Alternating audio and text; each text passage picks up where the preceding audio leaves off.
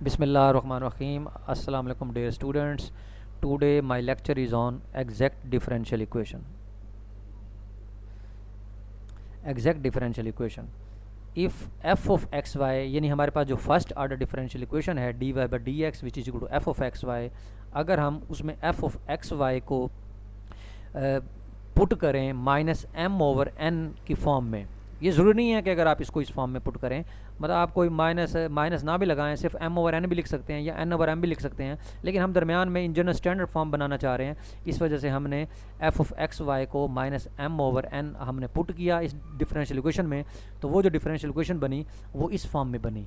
यानी आपके पास कोई भी डिफरेंशियल इक्वेशन है, यानी वो उसकी फॉर्म क्या है, M x y d x plus N x y d Y equal to zero. यानी आपके पास कोई भी फर्स्ट आर्डर डिफरेंशियल इक्वेशन होती है, हम उसको d x plus d y की फॉर्म में लिख सकते हैं। तो वो कहते हैं ये डिफरेंशियल इक्वेशन जो है वन जो है ये एग्जैक्ट डिफरेंशियल इक्वेशन तब होगी अगर जो इक्वेशन वन की लेफ्ट हैंड साइड है ये किसी न किसी सम फंक्शन का डिफरेंशियल हो। अब डिफरेंशियल क्या होता है, जैसे हम किसी फंक्शन का डेरिवेटिव लेते हैं d y by d x ले लेते हैं, मतलब एक्स स्क्वायर का डेरिवेटिव जो होगा वो d y by d x यानी 2x आएगा। अब अगर मैं एक्स स्क्वायर का डिफरेंशियल लूँ तो जस्ट मैं उसके ऊपर डी अप्लाई करूँगा, यानी डी ऑफ एक्स स्क्वायर जो होगा वो होगा 2x इंटू डी एक्स, क्योंकि उसके अंदर ओनली फंक्शन वन वेरिएबल था। अब अगर मैं ले लूँ एक्स स्क्वायर वाई, अगर मैं इसका डिफरेंशियल लूँ तो इसका मतलब है एक्स स्क्वायर वाई का जो डिफरेंशियल होगा वो होगा एक्स स्क्वायर वाई का डी वाई फिर प्लस वाई और फिर एक्स स्क्वायर का 2x डी एक्स। यानी उसकी देखें जो एक्सप्रेशन आई है उसके अंदर डी एक्स वाली टर्म भी है और डी वाई वाली टर्म भी है, और यानी इस तरह की एक्सप्रेशन है, यानी M D x plus N D y. तो इसका मतलब यही हो गया कि कोई भी डिफरेंशियल इक्वेशन जो है फर्स्ट ऑर्डर, अगर वो एग्जैक्ट डिफरेंशियल इक्वेशन तब होगी अगर आपकी इस इक्वेशन वन की जो लेफ्ट हैंड साइड है वो किसी न किसी सम फंक्शन का एग्जैक्ट डिफरेंशियल हो। तो यही उन्होंने लिखा है कि differential equation one is said to be exact if the left hand side of one is an exact or total differential d u, यानी किसी न किसी फंक्शन का वो टोटल डिफरेंशियल होगा ऑफ सम फंक्शन यू। तो then the differential equation one becomes d u is equal to zero. तो तब हमारे पास ये देखें ये डिफरेंशियल इक्वेशन है, क्योंकि ये डी यू के बराबर हो जाएगा तो ये बराबर है जीरो, तो ये आपके पास एग्जैक्ट डिफरेंशियल इक्वेशन होगी। और उसका जो सोल्यूशन होगा, क्योंकि d u is equal to zero है तो हम दोनों तरफ इंटीग्रेशन ले लेंगे तो u is equal to some constant आ जाएगा which is the general solution of equation one. यानी अब आपने पहले तो वो फंक्शन यू फाइंड करना है, फिर उस फंक्शन यू फाइंड करने के बाद उसको कांस्टेंट के बराबर रखना है, तो वो उस एग्जैक्ट डिफरेंशियल इक्वेशन का सोल्यूशन होगा। अब टेस्ट फॉर एग्जैक्टनेस, यानी आपने टेस्ट करना है कि कोई भी डिफरेंशियल इक्वेशन एग्जैक्ट है या नहीं है, उसका क्राइटेरिया है ये। तो सिर्फ इसका रिजल्ट याद रख लें कि किसी भी differential equation M D x plus N D Y equal to zero ये एग्जैक्ट कब होगी। आपने क्या करना है, जो डी एक्स के साथ फंक्शन है एम एक्स वाई उसका वाई के लिहाज से पार्शियल डेरिवेटिव लेना है, और जो डी वाई के साथ एन फंक्शन है उसका एक्स के लिहाज से पार्शियल डेरिवेटिव लेना है। अगर ये दोनों आंसर बराबर आ गए तो हम कहेंगे कि जो डिफरेंशियल इक्वेशन है वो एग्जैक्ट है।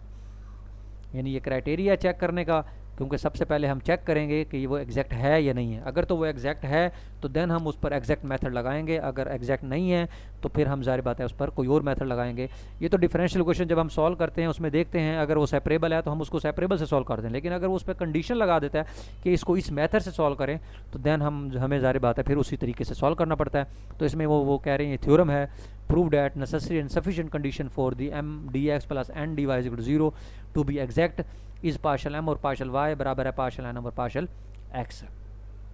अब इसके प्रूफ में देखें, वो कहते हैं अगर differential equation M D x plus N D Y zero है, अगर ये एग्जैक्ट है तो देन ये जो डिफरेंशियल इक्वेशन लिखी हुई है यानी लेफ्ट हैंड साइड है ये किसी ना किसी सम फंक्शन का डिफरेंशियल होगा। तो हमने क्या ले लिया, यू फंक्शन ले लिया, इसका मतलब है ये डी यू जो है वो M D x plus N D Y हो जाएगा, इसे इक्वेशन टू कह दिया। तो we know that U is the U X Y, मतलब एक्स वाई का फंक्शन है, तो इसका जो डिफरेंशियल होगा तो ये कैलकुलस का फार्मूला है, अगर दो वेरिएबल का फंक्शन हो u तो उसका जो डिफरेंशियल होता है वो होता है पार्शियल u और partial x D x partial u और पार्शियल y डी वाई। तो आप इस इक्वेशन टू को और इक्वेशन थ्री को जब आपस में कंपेयर करें तो आपका पार्शियल u और पार्शियल x जो है वो m बन जाएगा और पार्शियल u और पार्शियल y जो है वो n बन जाएगा, यानी आपके पास m आ गया और n आ गया। आपने पार्शियल u और पार्शियल x है इसको y के लिहाज से पार्शियल डेरिवेटिव ले लें, तो ये बनेगा पार्शियल स्क्वायर यू और पार्शियल वाई पार्शियल एक्स, यानी बराबर होगा पार्शियल एम और पार्शियल वाई का। और ये जो पार्शियल यू और पार्शियल वाई है इसको एक्स के लिहाज से पार्शियल ले लें, तो ये बनेगा पार्शियल स्क्वायर यू और पार्शियल एक्स पार्शियल वाई, तो बराबर होगा पार्शियल एन और पार्शियल एक्स। हम कैलकुलस में जानते हैं कि ये एक थ्योरम होता है कि किसी भी कंटिन्यूस फंक्शन का अगर एक्स के लिहाज से पहले डेरिवेटिव लें, फिर वाई के लिहाज से ले लें, या पहले वाई के लिहाज से ले लें, फिर एक्स के लिहाज से ले लें पार्शियल, तो ये सेम होते हैं।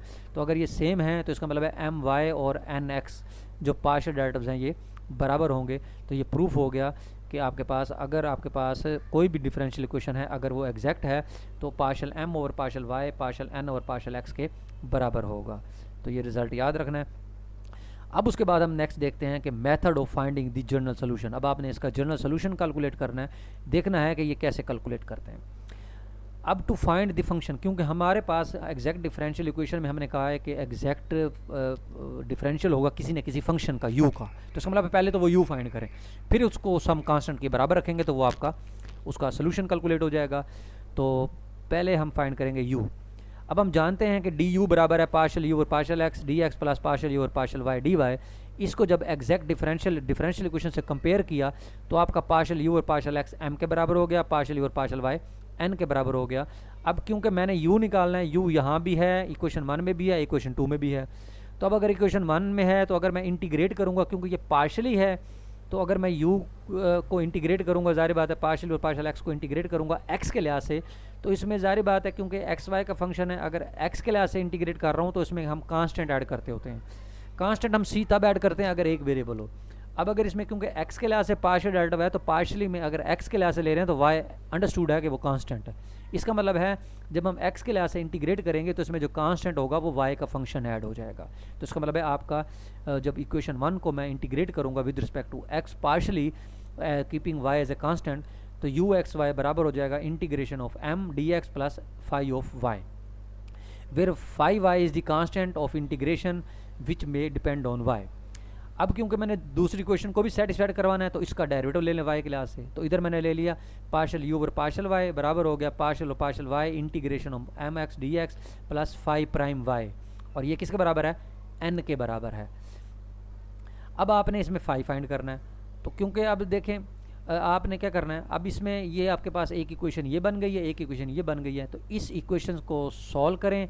यहाँ से आप पार्शियल यू और पार्शियल वाई की जो वैल्यू आपको गिवन होगी उसको आप एन के बराबर रखें, इसको इंटीग्रेट करेंगे और वहाँ से कुछ टर्म कैंसिल आउट होने के बाद फाई हासिल हो जाएगा। जब फाई हासिल हो गया तो फाई आप यहाँ पुट कर दें तो आपको यू हासिल हो गया। तो जब यू हासिल हो गया तो आपका जनरल सोल्यूशन होता है यू इज इक्वल टू सी। अब हम इसमें देखते हैं इस एग्जाम्पल 7 में कि इसको आपने कैसे सॉल्व करना है, तो हम इस पर अप्लाई करते हैं। Solve the differential equation X की 3 plus 3x Y square D x plus 3x square Y plus Y की 3 D Y is equal to 0। तो आपका ये है m और ये आपका है n। तो m हो गया x की 3 plus 3x square Y X Y square, और n आपका है 3x square Y plus Y की 3। आपने m को पार्शियल डेरिवेटिव करना है, डिफरेंशिएट करना है y के लिहाज से, तो ये x की 3 का 0 हो जाएगा, तो ये हो जाएगा 6xy। और जब n का x के लिहाज से करेंगे तो ये भी हो जाएगा 6xy और y3 का 0, तो ये दोनों बराबर हैं। इट मीन्स कि डिफरेंशियल इक्वेशन एग्जैक्ट है। और अगर डिफरेंशियल इक्वेशन एग्जैक्ट है तो जाहिर बात है अब हम इसको एग्जैक्ट मेथड से करेंगे। हमने क्या करना है, डी यू क्योंकि डी यू निकालना होता है तो इसमें पार्शियल यू डी यू का बराबर होता है पार्शियल यू पार्शियल एक्स और partial U partial Y. Partial U और पार्शियल एक्स जो m के बराबर है, पार्शियल यू और पार्शियल वाई जो है वो n के बराबर होता है। तो ये दो इक्वेशन बन जाती हैं। इसमें u मैंने निकालना है तो आप पहली इक्वेशन को इंटीग्रेट कर दें x के लिहाज से, तो x की 3 की इंटीग्रेशन x की 4/4 और 3x square over 2 y square और plus function of y u।